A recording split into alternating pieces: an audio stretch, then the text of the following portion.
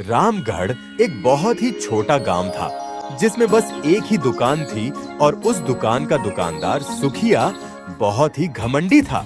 उसे इस बात का घमंड था कि गांव वालों के पास कुछ भी खरीदने के लिए उसकी दुकान में आने के अलावा और कोई चारा नहीं था, इसलिए वह सबसे बुरा व्यवहार करता था। सुखिया जी, हम कब से यहाँ खड़े हैं, अब तो सामान दे दो। अरे देख नहीं रहे कितनी गर्मी है, ठीक से पंखा भी नहीं करने देते। जल्दी जल्दी बताओ क्या चाहिए। मुझे 1 किलो चावल देना। अरे सुनते हो, आकर खाना खा लो। हाँ हाँ अभी आया। सुखिया, ये तो बहुत गलत बात है। हम इतनी देर से यहाँ धूप में खड़े हैं और तुम हमें बिना सामान दिए दुकान बंद कर रहे हो। अरे तो मेरे लिए खड़े थे क्या? अपने लिए खड़े थे? सामान तुम्हें चाहिए या मुझे? अगर इतनी ही दिक्कत है तो जाओ और कहीं और से खरीद लो। अपने घमंड में चूर सुखिया दुकान बंद करके चला गया और गांव वाले चाहकर भी कुछ नहीं कर सकते सिवाय आपस में बात करने के। सुखिया की रोज रोज की यही कहानी थी। फिर एक दिन एक बूढ़े बाबा उसकी दुकान में आया और देखा सुखिया अपनी दुकान में सो रहा है। सुनो बेटा, बहुत जोर से भूख लगी है, कुछ खाने को मिलेगा। दिखाई नहीं देता मैं सो रहा हूँ। आ जाते हैं परेशान करने, जाओ बाद में आना। पर बेटा, भूख तो मुझे अभी लगी है, फिर बाद में आकर क्या करूँगा। ठीक है, बोलो क्या चाहिए। वो फल दे दो बेटा। धन्यवाद बेटा, भगवान तुम्हारा भला करे, तुम पर उनकी कृपा बनी रहे। रुको, मुझे कृपा नहीं, पैसे चाहिए पैसे। इसके 20 रुपए हुए, चलो पैसे निकालो जल्दी। मैं तो एक गरीब बूढ़ा हूँ बेटे, मेरे पास पैसे नहीं हैं। क्या पैसे नहीं है? तो फिर यहाँ मुफ्त में मेरा समय बर्बाद करने आए हो? चलो जाओ यहाँ से, पता नहीं कहाँ कहाँ से चले आते हैं। पैसे ना मिलने पर सुखिया गुस्सा हो गया और बिना सोचे समझे बाबा से अपने फल छीन लिए और उसे वहाँ से जाने को कहा। तभी पीछे से मनोज आ रहा था और उसने सुखिया को ऐसा करते हुए देखा और तुरंत वहाँ गया। रुको सुखिया, तुम क्या कर रहे हो? एक भूखे बूढ़े बाबा का अपमान, ये अच्छी बात नहीं है। बूढ़ा हो या जवान, मुझे मेरे पैसे चाहिए। मैंने यहाँ कोई धर्मशाला नहीं खोल रखी जो मुफ्त में अपना सामान बांटता चलूं। तुम्हें पैसे चाहिए ना? मैं देता हूँ पैसे। चुपचाप बाबा के फल इन्हें वापस करो। मनोज गरीब जरूर था पर वो एक दयालु और अच्छा इंसान था। उसने सारे पैसे देकर सुखिया से फल खरीद लिए और वो फल बाबा को दे दिए। तुम बहुत भले इंसान हो बेटा, पर तुमने तो तुम्हारे सारे पैसे इसे दे दिए। अब तुम क्या करोगे? मेरा ध्यान ऊपर वाला रखेगा बाबा। आप भूखे हो, इस पैसे की ज्यादा जरूरत आपको है। आप ये फल खाइए। भगवान तुम्हारा भला करे, तुम्हें तुम्हारे अच्छे कर्मों का फल बहुत जल्दी मिलेगा। धन्यवाद बाबा। तुम्हारा कल्याण हो। बूढ़े बाबा वहाँ से मुस्कुराते हुए चले गए, पर किसी को ये पता नहीं बूढ़े बाबा कोई मामूली बाबा नहीं थे, बल्कि एक सिद्ध साधु बाबा थे जिसने मनोज के बर्ताव से खुश होकर उसे आशीर्वाद दिया।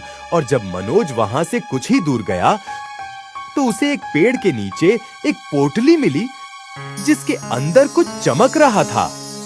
ये क्या है? इतने सारे सोने के सिक्के, पता नहीं ये किसका है। अरे कोई है? ये पोटली किसका है?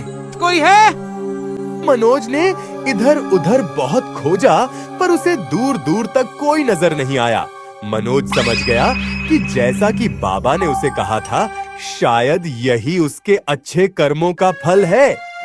लगता है ये बाबा का चमत्कार है। उन्होंने जाते जाते मुझसे कहा था कि मुझे मेरे अच्छे कर्मों का फल जल्दी ही मिलेगा। मनोज सोने के सिक्के से भरी पोटली लेकर वहाँ से चला गया और उसे बेचकर जो भी पैसे उसे मिले उसे उसने गांव में एक नई दुकान खोली, जिससे लोगों को सुखिया जैसे घमंडी दुकानदार से छुटकारा मिल पाए।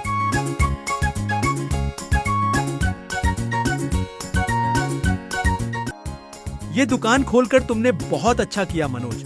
कम से कम अब हमें सुखिया के घमंड का सामना नहीं करना पड़ेगा। पर इतने सारे पैसे तुम्हारे पास आए कैसे? सब ऊपर वाले की कृपा है। मनोज की दुकान खुलते ही लोगों ने सुखिया की दुकान में जाना बंद कर दिया, जिससे सुखिया, जो गांव का सबसे अमीर आदमी था, वो गरीब होने लगा। और जब उसे ये पता चला कि ये सब मनोज की दुकान के कारण हो रहा है, तब उसने मनोज की दुकान बंद करने की एक तरकीब सोची। इस मनोज के कारण मेरा ये हाल हुआ है, उसको तो मैं छोड़ूंगा नहीं।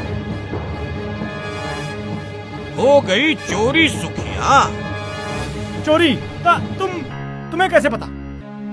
अब तुम्हारी दुकान तो चल नहीं रही, तो मनोज की दुकान बंद करवाने का सबसे अच्छा तरीका तो यही है कि उसकी दुकान का सारा सामान ही चोरी कर लो। क्यों, यही है ना तुम्हारी योजना? मुझे सब पता है, पर याद रखना, सबको अपने कर्मों का फल मिलता है, चाहे कर्म अच्छे हो या बुरे। साधु बाबा की बात सुनकर सुखिया आश्चर्यचकित हो गया, क्योंकि उसने जो बात सोची थी वो सारी बातें साधु बाबा को पहले से ही पता थी। कौन हो तुम? मैं हूँ महर्षि मलकम। उस बूढ़े बाबा की असलियत जानकर सुखिया के होश उड़ गए, क्योंकि ये कोई मामूली इंसान नहीं, बल्कि परम सिद्ध और चमत्कारी महर्षि मलकम थे, जिनके पास बहुत सारी शक्तियां थीं। मुझे माफ कर दीजिए महर्षि, बहुत बड़ी गलती हो गई मुझसे, जो आपको पहचान नहीं पाया और आपका अपमान किया। मैं हूँ या कोई और, तुम्हें किसी का अपमान करने का हक नहीं है सुखिया। अपने घमंड में तुम इतने चूर हो गए कि लोगों का अपमान करना तुम्हारी आदत बन गई। वहीं मनोज गरीब होते हुए भी अपनी हैसियत से बढ़कर भी लोगों की मदद करने से पीछे नहीं हटता। इसलिए तो वो अपने अच्छे कर्मों से फल से आज अमीर हो गया और तुम अपने बुरे कर्मों से गरीब हो गए। मुझे माफ कर दीजिए, मुझे अपना सबक मिल चुका है। अब मैं कभी किसी से बुरा व्यवहार नहीं करूंगा।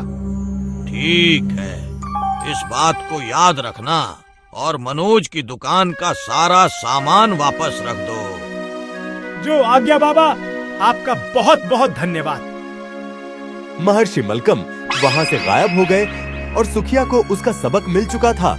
उसने तुरंत चुराया हुआ सामान मनोज के दुकान में रख दिया और वहां से चला गया। उसके बाद सुखिया का घमंड हमेशा के लिए खत्म हो गया।